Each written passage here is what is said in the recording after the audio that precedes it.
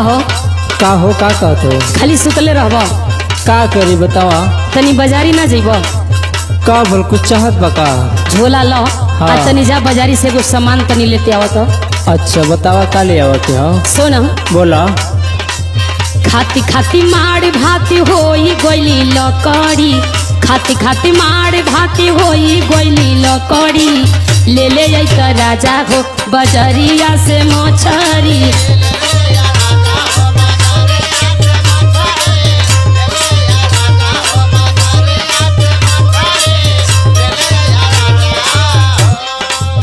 कहाँ से मछली ले आई? तो के रोज रोज मछली चाहला?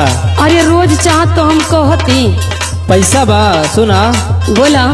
पैसा के कड़की बाटे छूट गईल नौकरी, पैसा के कड़की बाटे छूट गईल नौकरी, खाए खातिर मांग तारू रोज धनी मछरी। कहियो लिया ना लेकिन कह दी हला।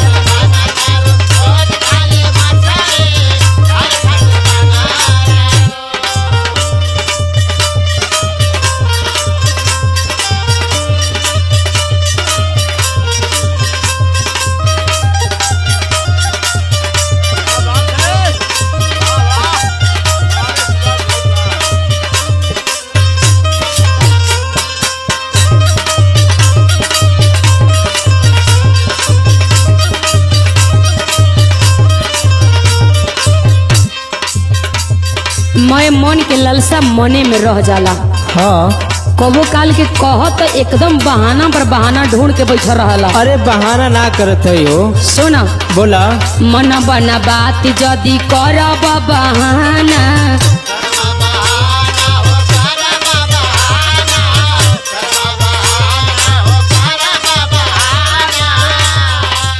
बनी नहीं घरावा में अब कहियो खाना।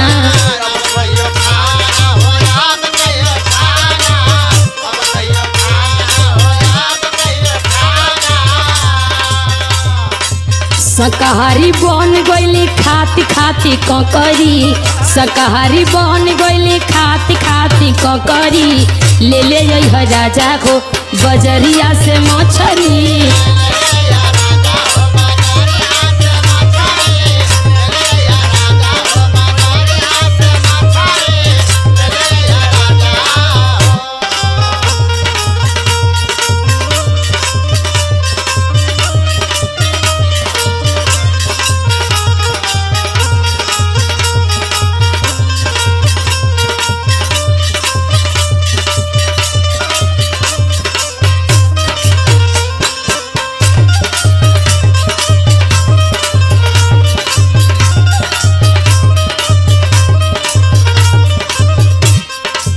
अच्छा ये बतावा।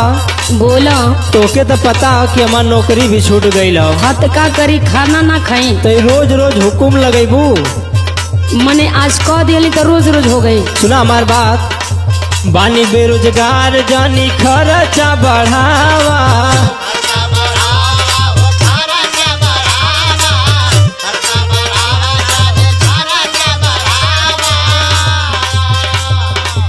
कुछ दिन औरी धनी मन के मनावा। सगरी बर्दाश्त न बा।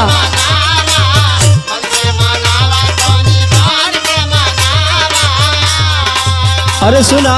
बोलो। बानी बेरोजगार जानी खर्चा बढ़ावा, कुछ दिन औरी धनी मन के मनावा।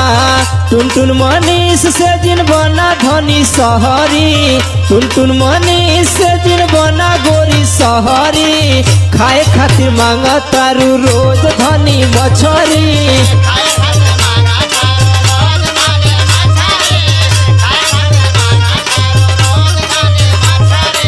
ले ले अवता राजा हो बजरिया से मछरी, खाए खातिर मांगा तारू रोज धनी मछरी। ले ले अवता राजा हो बजरिया से मछरी। पैसा के कड़की बाटे छूट गई नौकरी।